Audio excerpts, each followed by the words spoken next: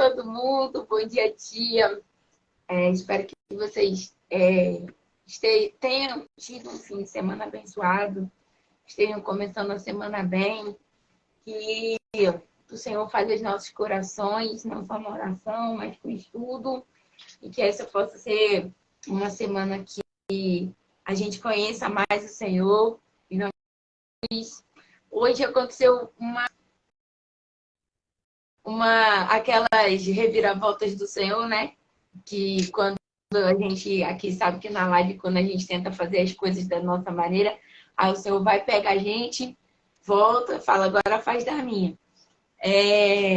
Eu passei hoje a gente em tese, nos meus planos, a gente começaria agora a passear por algumas mesas da Bíblia, e essa é uma parte um pouco mais objetiva, né? Mais sucinta do nosso estudo. E aí eu já estava pronta para fazer isso, só que aí no fim de semana o Senhor falou comigo mais duas coisas a respeito da mesa da igreja.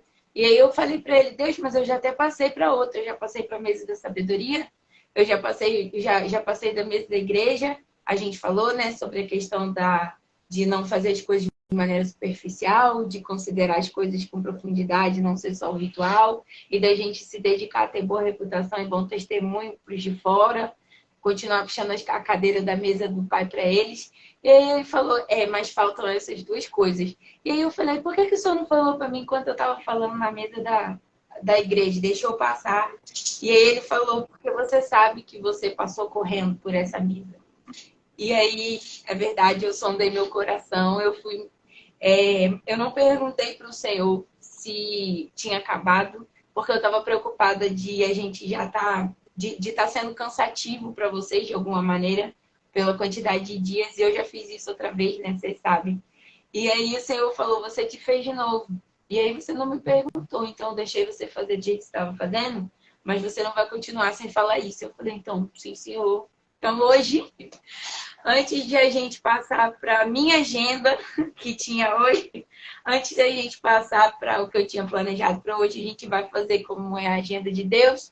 E eu estou contando isso para vocês saberem que, independente de quem está falando, quem está ensinando, quem está trabalhando, seja com a palavra, seja com louvor, seja na portaria, seja na limpeza, seja na recepção, seja com as crianças, todos estamos suscetíveis a, em algum momento, queremos fazer as coisas do nosso jeito, e precisamos sempre colocar o nosso coração diante de Deus, sondar o nosso coração e nos considerar, assim, é só gente.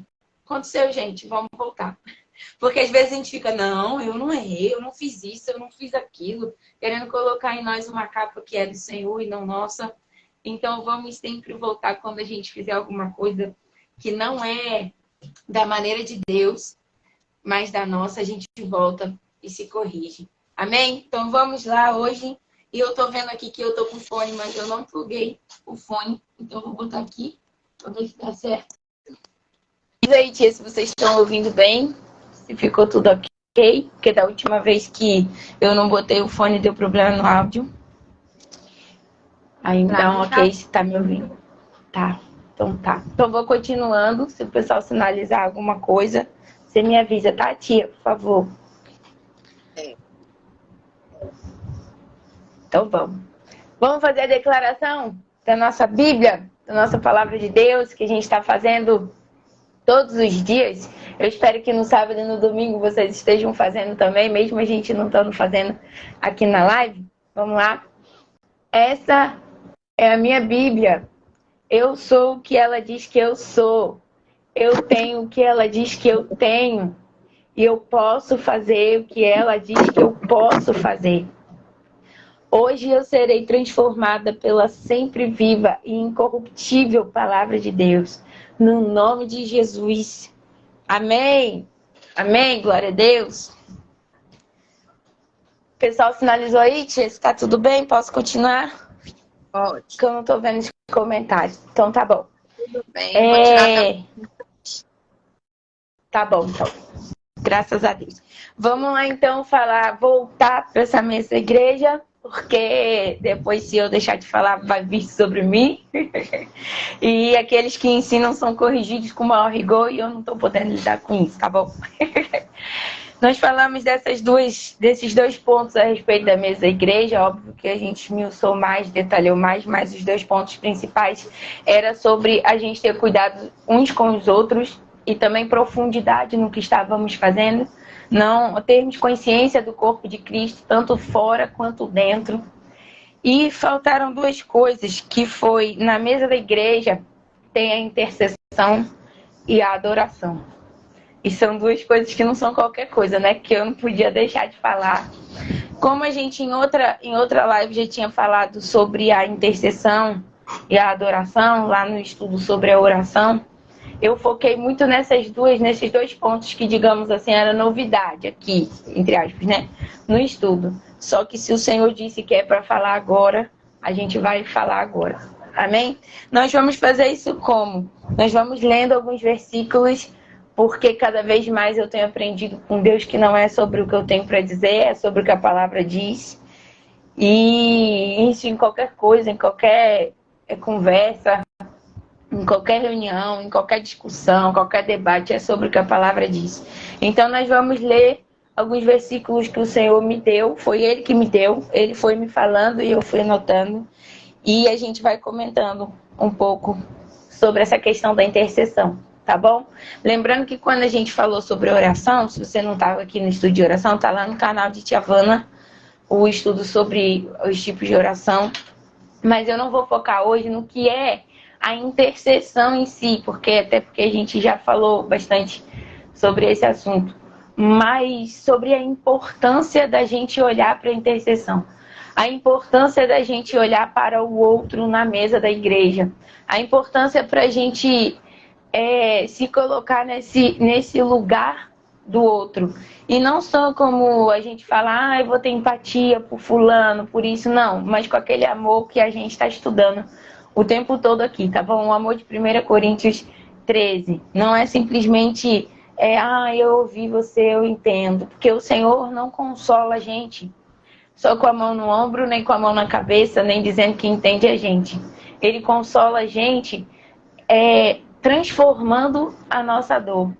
Ele transforma a nossa dor em algo para o reino, em vitória, em alegria, em maturidade. E é assim que a gente tem que interceder pelas pessoas, querendo que as pessoas cresçam, amadureçam, querendo que as pessoas se libertem, querendo que as pessoas se sintam amadas, querendo que as pessoas se vejam da maneira como Deus as vê. Então a gente precisa entender que esse papel da intercessão é a oração também, obviamente, mas também é você olhar para o outro dizendo: ninguém vai ficar para trás. Ninguém vai ficar para trás. A gente vai pegar você, a gente vai levar, mas ninguém vai ficar para trás. E esse ninguém vai ficar para trás não é a pessoa que está para trás que dita o ritmo das coisas, mas é você pegar essa pessoa e dizer: você vem para frente também.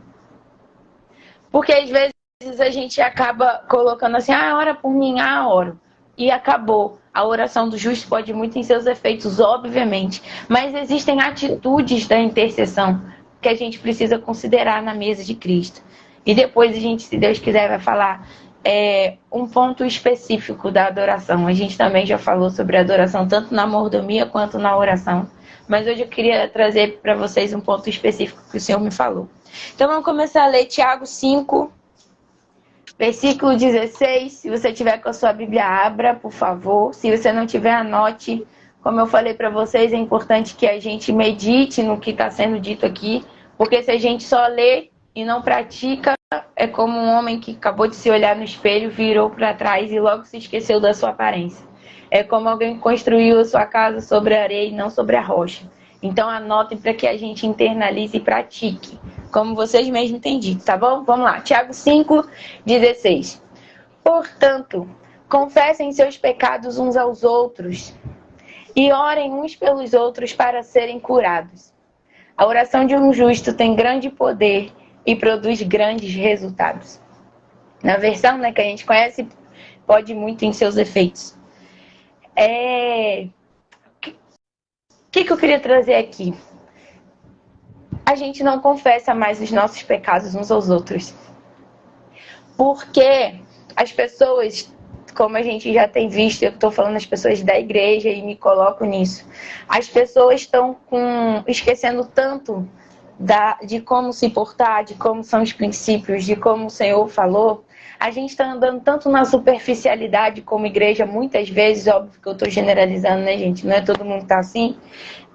Que a gente não está praticando a palavra como a palavra falou. E muitas pessoas não confessam mais os seus pecados uns aos outros, porque já foram expostas, porque já foram machucadas, porque já virou fofoca, porque já foram condenadas por alguém, porque as pessoas, os filhos imaturos que estavam na mesa da igreja, acabaram fazendo disso uma coisa ruim. A gente sabe que isso não é de uma congregação só, é uma doença que está no corpo de Cristo, mas eu falo corpo de Cristo, a igreja de Cristo sempre é perfeita, né? Ela é sem mancha. Mas existe um processo para que ela chegue nesse patamar. A mesa da humanidade está aí também. E nessa mesa da humanidade, como tem muita gente se levantando da mesa de Jesus, existe uma doença que não está sendo curada, que é essa doença da falta de confiança.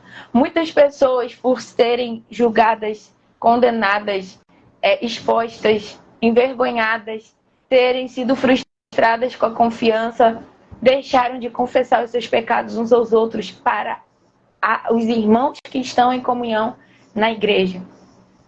Até lá no seminário mesmo, no sábado, a gente estava conversando quantas pessoas, é quase que todo mundo, quantas pessoas em algum momento já foram machucadas demais na congregação onde estavam. E essas pessoas se fecharam, deixaram de conversar, deixaram de desabafar, deixaram de pedir ajuda, deixaram de confessar. E aí as pessoas fazem aquela célebre pergunta, né? Ah, mas tem que confessar para o outro? Não pode ser só para Deus, não? Porque a Bíblia diz que quando a gente confessa e deixa, a gente alcança misericórdia da parte do Senhor. Mas a Bíblia também diz que quando a gente confessa os nossos pecados uns aos outros e a gente ora uns pelos outros, nós somos curados. E a gente olha tanta gente doente na igreja muitas vezes e não entende por que esse povo não se cura. Está quebrando o princípio. Confessem os seus pecados uns aos outros e orem uns pelos outros. Quando alguém confessar o pecado para você, não é para você ficar dando sua opinião, não é para você ficar achando um absurdo, não é para você ficar querendo transformar a vida da pessoa, é para você orar com ela. Ali com ela, para você acolher ela em oração, agir da intercessão dessa maneira. Não é também pegar o que ela disse e falar para irmã 1, irmã 2, irmã 3, para orar todo mundo junto. Se ela falou para você, é para você que ela falou. E às vezes a pessoa não é curada porque está deixando de cumprir o que está escrito na palavra. E a palavra diz, confessem os seus pecados uns aos outros. Confessem os seus pecados uns aos outros. Ah, mas eu não estou afim, porque já estou me doendo, mas é bíblico. E a gente precisa, na mesa da igreja, voltar a fazer o que Deus disse que é para ser feito. Foi Deus que estabeleceu a igreja. Foi Deus que empoderou a igreja. Foi Deus que edificou a igreja sobre a rocha. Ele não fez isso à toa. E Ele não fez segundo a minha vontade e a sua. Ele fez com as regras dele. Não é à toa que Ele é o cabeça e não nós. Ele é o cabeça e a gente é o corpo. O corpo funciona da maneira que a cabeça pensa. Se Jesus pensa assim, é assim que a gente tem que fazer. Mas eu não concordo. Aí já é um outro patamar. Aí você tem que chegar para Deus e falar, Deus, eu não concordo com o que você disse. E Deus não tem problema de você dizer isso para Ele, não. Desde que você vá lá com humildade e diz, me faz agir de acordo com a tua vontade. Mas agora eu não consigo fazer isso.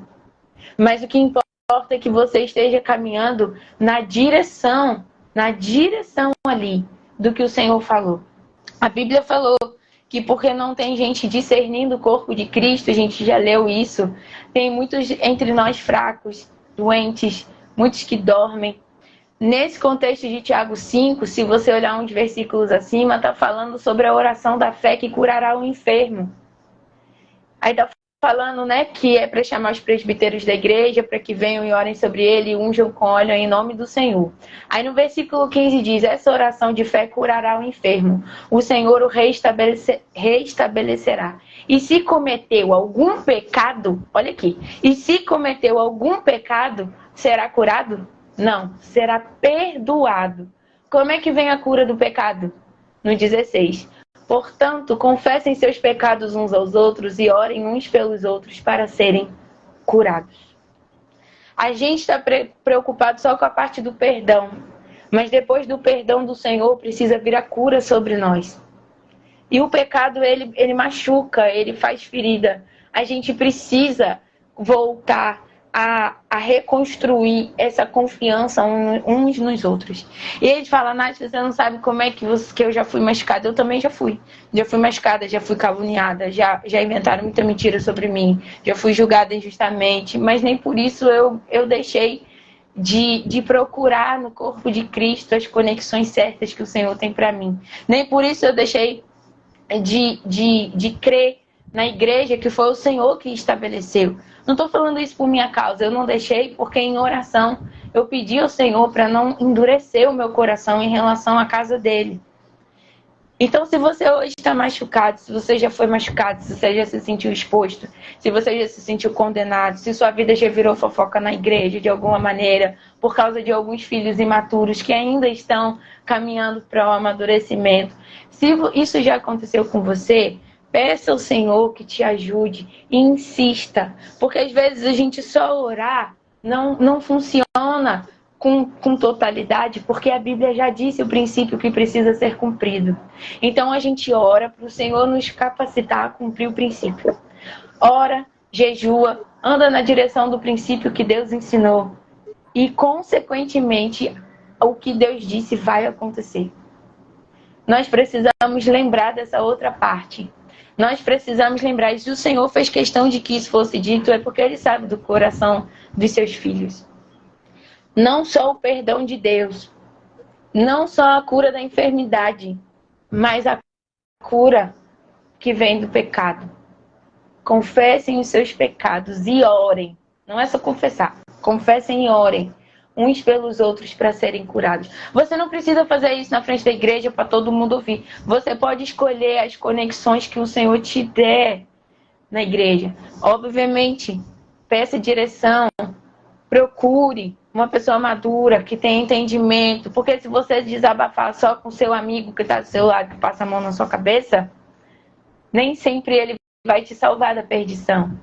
Mas pessoas que você sabe que têm a maturidade do amor para te ouvir, para orar com você, para não te matar. Porque Jesus não pisa a cana que já está quebrada. Ele não veio para apagar alguém que já está enfraquecido. A intenção dele é sempre te pegar pela mão e te levantar. Então procurem pessoas que façam isso. Nem que para isso ela vai ter que dizer verdades para você. Mas procurem pessoas para vocês confessarem os pecados, para vocês dizerem o que está acontecendo, para vocês pedirem oração. Quantas vezes a gente tem dificuldade de achar uma pessoa que de fato a gente sinta que está tomando a causa da gente como dela, segurando na nossa mão e dizendo, estou com você, a gente vai junto, a tua vitória é a minha vitória. E se você ficar aí, eu vou ficar perdida, aí eu vou ficar triste porque você está perdida aqui. E eu não posso ficar perdida com você, então eu vou te pegar e vou te levar comigo. A gente precisa voltar para esse princípio que a gente tem esquecido. Aqui nesse mesmo capítulo, em Tiago 5, do 19 ao 20, está dizendo assim: meus irmãos, se algum de vocês se desviar da verdade e for trazido de volta, saibam que quem trouxer o pecador de volta de seu desvio o salvará da morte e trará perdão para muitos pecados. Às vezes a gente fala assim, eu tô vendo o que tá fazendo, mas eu não vou nem me meter, né? Eu não vou nem me meter, porque eu não tenho intimidade com essa pessoa para fazer isso. Mas você não se mete e comenta com a outra o que a pessoa tá fazendo. Ou então você tá vendo um irmão caminhar para a morte e fala assim, mas não me pediu nada, não me perguntou nada, nem conheço. Se a gente tem consciência do corpo de Cristo, faz de tudo para salvar o teu irmão. Faça de tudo para salvar o seu irmão. E a Bíblia diz, se ele não te ouviu, chama mais 2. Se não te ouviu, leve ao pastor. Se não te ouviu, leve para a igreja. Mas salve essa pessoa.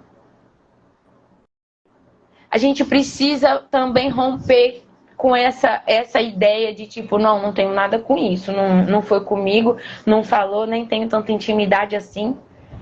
E principalmente parar de não ajudar. A gente não ajuda. A gente precisa voltar a ajudar e parar de falar mal dos outros para outra pessoa. Você viu, menina? Tô tão preocupada com fulano, tá? Se perdeu. Eu vi outro dia ele ali fazendo isso, fazendo aquilo. Fofoca. O nome disso é fofoca. Você não está ajudando ninguém, você não está intercedendo por ninguém, você não foi salvar o seu irmão e você está descumprindo o princípio da palavra. Quando eu falo você, gente, eu já apanhei antes. Eu tô falando eu também, é só um modo de dizer. Tudo que eu falo para vocês, o Senhor precisa me moer antes. Eu não posso falar para vocês algo que eu não esteja vivendo. Eu vou ser cobrada depois. Paulo vai dizer, né, que depois que ele pregava, ele se esmurrava para que não pecasse naquilo que ele mesmo pregou. A gente precisa... ele ficava ali vigilante, né, para poder fazer isso. Então, não pensem que eu tô só apontando para vocês. Passou em mim primeiro. A gente precisa voltar nessa prática de eu vou... Ah, mas eu passei na rua e vi fulano fazendo um pecado ali. Fingi que nem vi. Depois comentei com alguém. Não! Você é igreja, você é corpo. Vai lá. Fulano, por que você está fazendo isso? Fulano, eu te vi aqui, eu vim te tirar daqui. Fulano, vamos comigo. Fulano, me dá um abraço. Fulano, deixa eu te levar de volta. Se ele não quiser vir, continue cumprindo os princípios. Chame 2, leve ao pastor, leve à igreja, mas não finja que você não está vendo nada. Não finja que não aconteceu nada, porque justamente o Senhor já colocou um para andar com o outro. É melhor serem 2 do que 1. Não é assim que a palavra diz, porque se um cair, tem quem levante. Agora, se um estiver andando sozinho, se ele cair, que coisa dolorosa para ele levantar. Ele estará em grande perigo. Vamos ler aqui Eclesiastes 4, 9, do 9 ao 12. Eclesiastes 4, do 9 ao 12. Só para respaldar o que eu acabei de falar. É melhor serem 2 do que 1, porque um ajuda o outro a alcançar o sucesso. Se um cair, o outro ajuda a levantar-se. Mas quem cai sem ter quem o ajude, está em sérios apuros. Da mesma forma, 2 pessoas que se deitam juntas aquecem uma a outra, mas como fazer para se aquecer sozinho? Isso aqui é modo de dizer, tá, gente? No sentido do contexto, obviamente que tem os casados, não é para você ficar deitando com os outros, é para dizer que em tempos difíceis, em tempos de aflição, você não precisa ficar ali exposto àquela tempestade, aquele frio, aquele tempo difícil sozinho. Tem alguém para te dar um abraço, para te dar um colo, para te dar uma palavra de conforto, de vida. Eclesiastes 4:12. Sozinha, a pessoa corre o risco de ser atacada e vencida. Mas 2 pessoas juntas podem se defender melhor.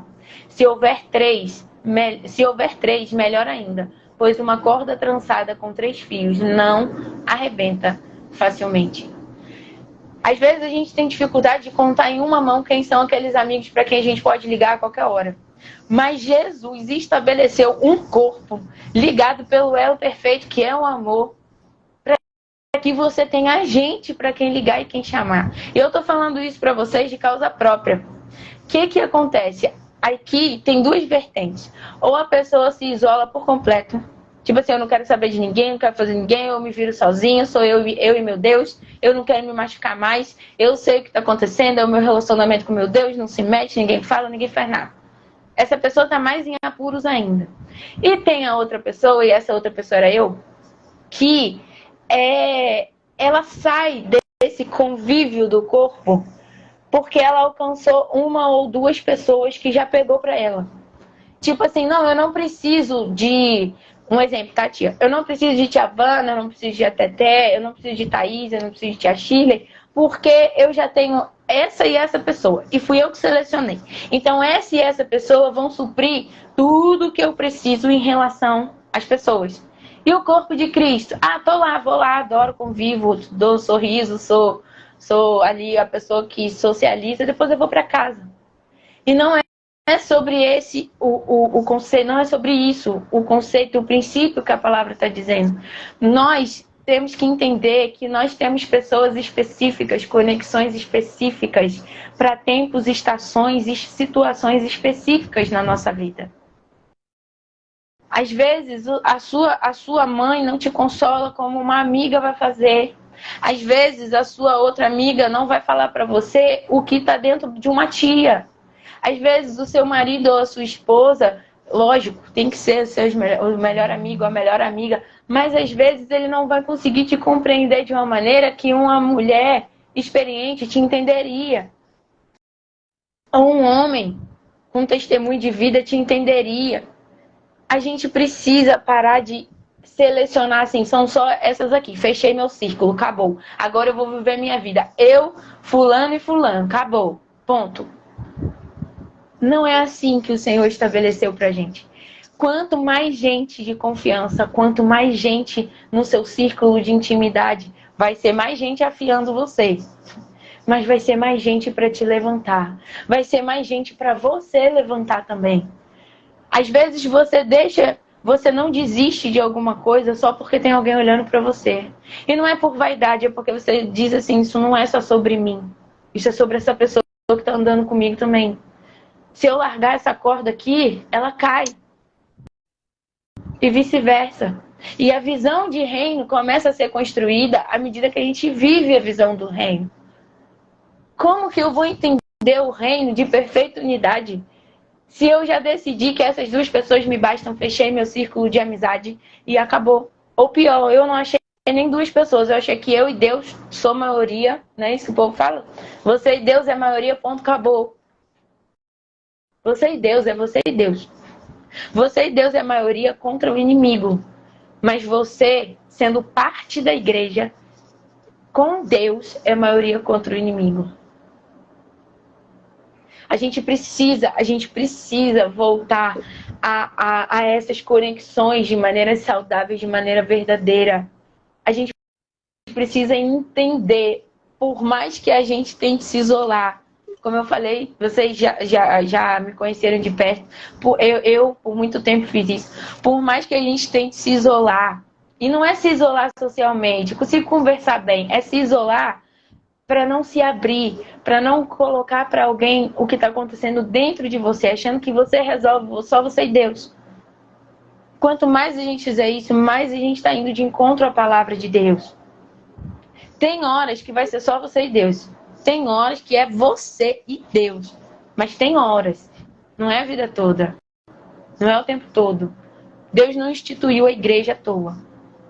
Deus não chamou você e colocou você no meio do corpo à toa também. Tem alguém que precisa da palavra que está dentro de você e não do outro. A gente precisa entender não só para receber, mas também para dar, para cuidar. A Tia Vana muitas vezes falou isso para mim, não internalizei. Aí do nada, como ela diz que quer, você fala, né? Virou uma chavinha, eu falei, era isso. Mas não foi do nada. Quem vê de fora acha que é do nada, mas o processo foi doloroso e profundo. E aí eu entendi o que o Senhor estava dizendo. E é assim comigo e com vocês. Se hoje a gente não entende uma verdade, a gente precisa colocar diante do Senhor e falar, Deus, me capacita para o cumprimento dessa verdade. A gente não tem que simplesmente deixar para lá e falar, consigo não, comigo é diferente, porque Deus me ama. A gente está banalizando a graça, então a graça não é para capacitar a gente a cumprir a palavra? A graça é para a gente viver do nosso próprio jeito? Mas se eu e você somos igreja, quem manda é o cabeça, não é a gente. É sobre a palavra. Vamos ler mais um aqui? Filipenses 2, do 1 ao 4. Há alguma motivação por estar em Cristo? Há alguma consolação que vem do Senhor? Não, que vem do amor? Há alguma comunhão do Espírito? Há alguma compaixão e afeição? Se você respondeu sim para alguma dessas perguntas, então completem minha alegria concordando sinceramente uns com os outros, Ai, meu Deus. Amando-se mutuamente e trabalhando juntos com a mesma forma de pensar e um só propósito. Não sejam egoístas nem tentem impressionar ninguém. Sejam humildes e considerem os outros mais importantes que vocês. Não procurem apenas os próprios interesses, mas preocupem-se também com os interesses alheios. Gente, aqui algumas coisas. Primeiro, concordando sinceramente uns com os outros. Não dá. Eu tenho meu pensamento, você tem o seu, fulano tem o dele. Aí a gente faz o quê? Vamos parar essa discussão por aqui e acabou. Cada um vai pro seu lado. É assim? Não é. Não é. Então vamos fazer o seguinte. Eu finjo que concordo com você. Você finge que concorda comigo. Aí não tem nenhum tipo de impasse. E a gente segue. É assim? Não é. Precisa haver a conversa de maneira que o ponto final seja a palavra. O que a palavra diz sobre isso? Não é sobre o que eu penso, não é sobre o que você pensa. É sobre o que a palavra diz. Mas e se nenhum dos dois tiver contradizendo a palavra? Então a palavra de Deus vai dizer: e a paz de Deus seja o árbitro nos vossos corações. Quem é que vai ceder primeiro? Quem é que, se nenhuma das visões está ferindo a visão de Deus, quem é que vai abrir mão da sua para que haja paz no corpo de Cristo? Agora, se você está vendo que algo está ofendendo a visão de Deus, não é com seu muito argumento que você vai ganhar nada. É com a palavra. Abra a palavra e diz: olha só, deixa eu te falar um negócio aqui. Está escrito aqui, assim, assim, assim. Então eu não concordo com você por causa disso. Isso aqui não é para você pegar e matar teu irmão. Porque a letra sem o amor, ela mata. Mas é para você abrir em amor e dizer: olha só, não estou concordando porque aqui está escrito assim. Você entendeu isso de outra maneira? Você não viu isso? O que você enxergou aqui que está acontecendo que a gente não está concordando? A gente precisa aprender de novo a ter essa maturidade para concordar e discordar por causa da palavra. E não porque eu faço assim, do meu jeito é melhor, é assim, eu vou consertar o mundo. Quem vai consertar o mundo é a palavra. Não sou eu e nem você, é a palavra de Deus que vai consertar o mundo. Então abre a palavra e fala a palavra. E não é falar para matar, é falar para salvar. A gente viu aqui, a gente leu lá em Tiago, é para salvar da morte. Então, concordando sinceramente, já para a gente ir caminhando para o encerramento, concordando sinceramente não é você fingir que concordou, porque aquilo que você vai guardando vai gerando raiz de amargura, e quando você tem raiz de amargura, você mesmo se priva da graça de Deus. Não é para você fingir que concordou, não é para dizer: vou calar a boca também, agora não vou falar mais nada. Porque ninguém quer me ouvir. Não ouviram os profetas, não ouviram Jesus, que dirá nós. Mas se posicione pela palavra. Não é fazendo confusão, não é fazendo gritaria. A Bíblia diz que o Espírito Santo não está no meio da gritaria, não está no meio da confusão. Ele detesta essas coisas. Mas abra a palavra e se posicione. Não dá para ficar neutro, mas você se posiciona com a palavra. Para que haja o quê? A comunhão. Lembra que a gente viu que a comunhão é quando a gente começa a agir por um propósito em comum, pensar num propósito em comum, ter a mesma maneira de sentir, de enxergar as coisas na comunhão. Então concordem sinceramente, mutuamente, trabalhando juntos, com a mesma forma de pensar em um só propósito. Qual é a mesma forma de pensar? A palavra. Ok? Porque eu sempre vou querer fazer alguma coisa de uma maneira diferente de vocês. Mas qual é a mesma forma de pensar? A palavra. E o método? Aí o método não pode estar contradizendo o que está aqui. Mas a mesma forma de pensar tem que ser aqui. E o propósito? Aqui. O de Jesus. Não é o meu nem o seu. É isso que a gente precisa ter em comum. A gente comeu do pão, bebeu do cálice. A gente se tornou um só. A palavra Jesus, o Espírito Santo, o Pai. É isso que a gente tem em comum. E a partir daí, a gente vai se tornando um só, como a gente viu. Tá bom? Esse aqui a gente já falou 3 vezes, não sejam egoístas, mas nem tentem impressionar ninguém. Sejam humildes e considerem os outros mais importantes que vocês.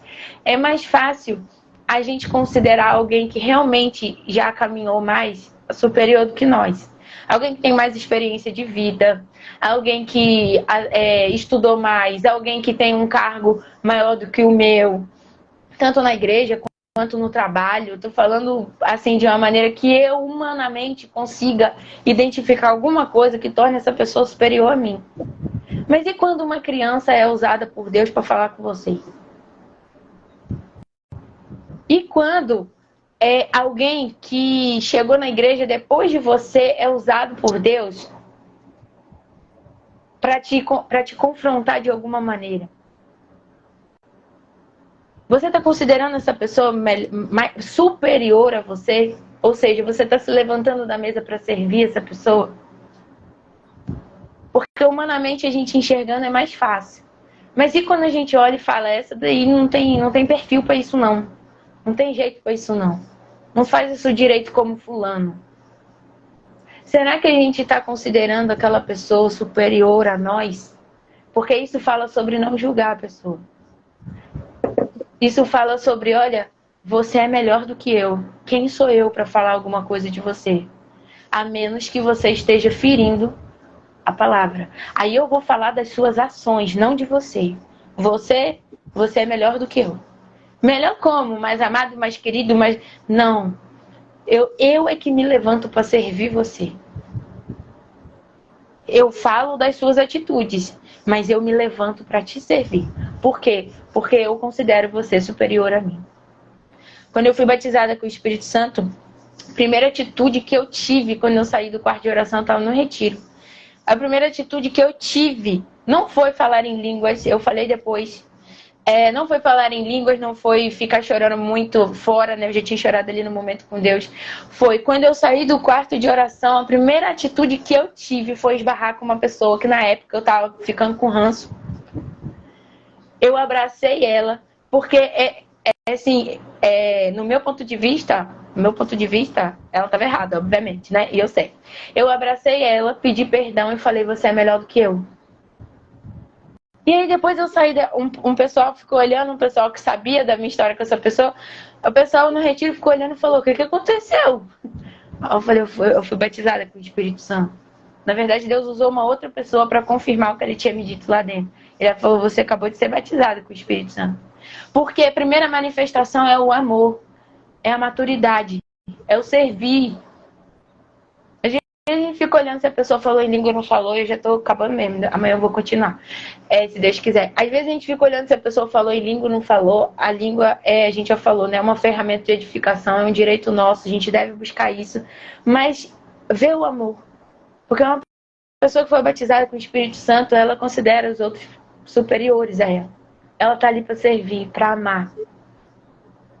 Então, que a gente possa ficar com esses textos hoje. Eu não vou continuar, porque ainda tem 2 a respeito disso, sobre adoração, e já são 7:08, o Tiago vai me bater. E amanhã, se Deus quiser, a gente continua com a parte ainda da intercessão, de você lutar pelo seu irmão, e fecha com a adoração. Amém?